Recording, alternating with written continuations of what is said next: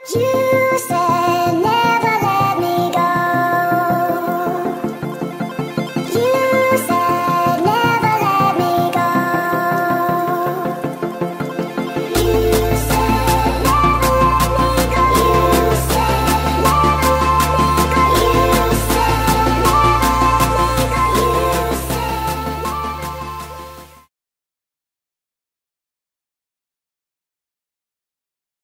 Khodam adalah sebutan untuk jin pendamping manusia. Khodam yang menjaga seseorang dapat dibedakan menjadi 3 macam, yaitu khodam yang mengawasi dari jauh, khodam yang mendampingi, dan khodam yang menyatu. Khodam ini masuk dalam jin dengan kategori baik.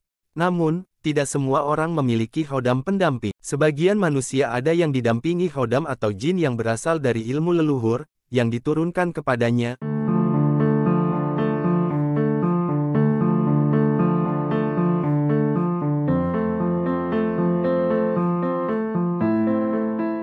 Manfaat didampingi khodam leluhur adalah 1. Timbulnya hal-hal spiritual tanpa disadarinya. Biasanya orang yang didampingi khodam leluhur yang spiritualis akan tertarik juga dengan hal-hal spiritual. Tertarik akan hal spiritual tersebut tanpa adanya pengaruh dari luar.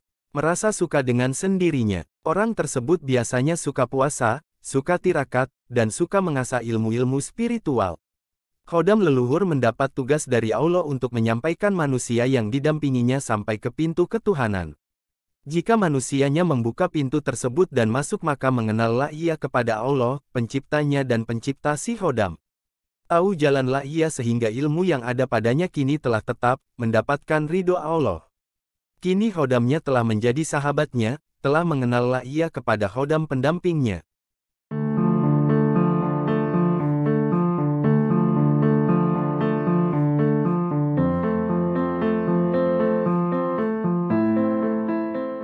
2. Timbulnya rasa ingin memberikan solusi.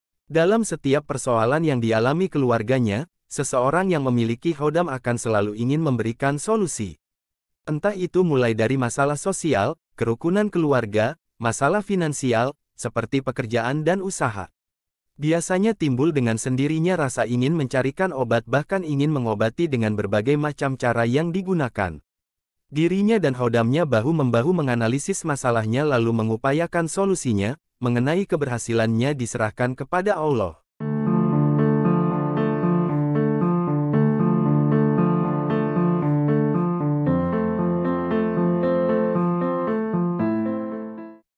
Tiga, mempunyai kesukaan yang sama dengan leluhurnya. Kesukaan yang dimaksud yakni soal budaya, budaya kesenian atau kerajinan tangan seperti karya lukis, seni ukir, seni visual.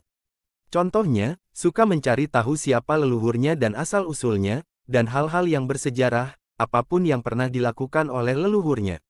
Sehingga timbul rasa di dalam hati harus menjaga apa yang menjadi bagian sejarah dari leluhurnya. Bisa nama baik leluhurnya maupun benda apapun yang menjadi peninggalan leluhurnya tersebut. Bahkan ia menjadi rajin menuntut ilmu agama dan rajin beribadah, ibadah baginya bukan lagi paksaan. Ia akan dipertemukan kepada manusia mulia lainnya, itu merupakan bimbingan khodam yang merupakan bentuk pertolongan kasih sayang Allah baginya. Jadilah ia sebagai penerus para leluhurnya, mempunyai perilaku dan kesukaan yang sama.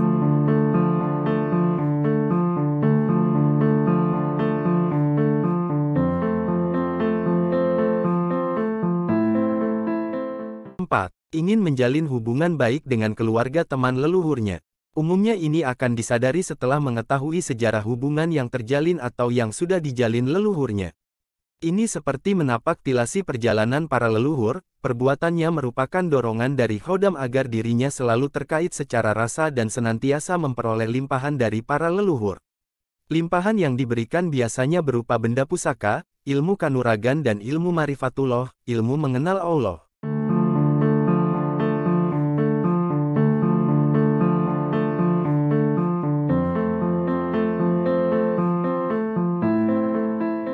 5. Selalu ingin mendoakan dan ziarah ke makam leluhur.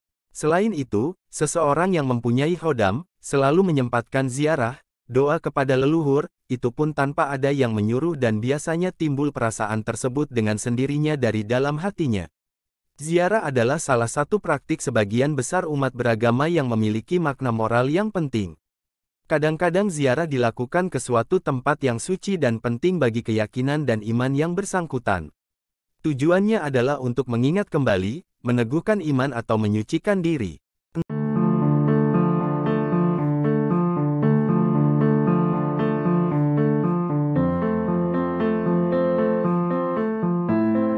6. Dehavu terhadap kegiatan dan perilaku leluhur.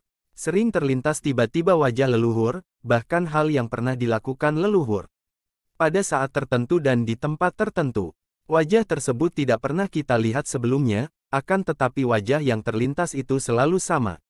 Hal tersebut bisa dalam kondisi kita sadar bahkan ketika kondisi kita tidur, atau sosok orang yang hadir dalam mimpi itu wajahnya selalu sama.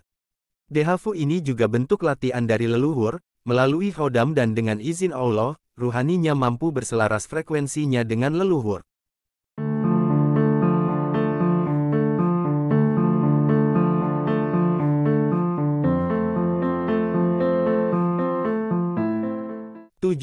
Sering merasa seolah mendengar atau bisikan yang menunjukkan suatu solusi.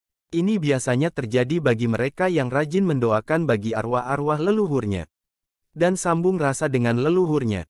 Hal ini paling sering terjadi, perlahan dirinya mulai dikenali dan hal inilah bentuk bakti yang diinginkan leluhur agar keturunannya mampu menjadi penerusnya menjadi rahmat bagi semua. Semakin tambah marifatullahnya, mengenal Allahnya, semakin teguh dan kuatlah ia, memulangkan segala kelebihan ilmu yang dimiliki kepada Allah, pemilik sebenarnya semua ilmu yang ada. Semoga kita semua selalu dalam perlindungan dan pertolongan Allah.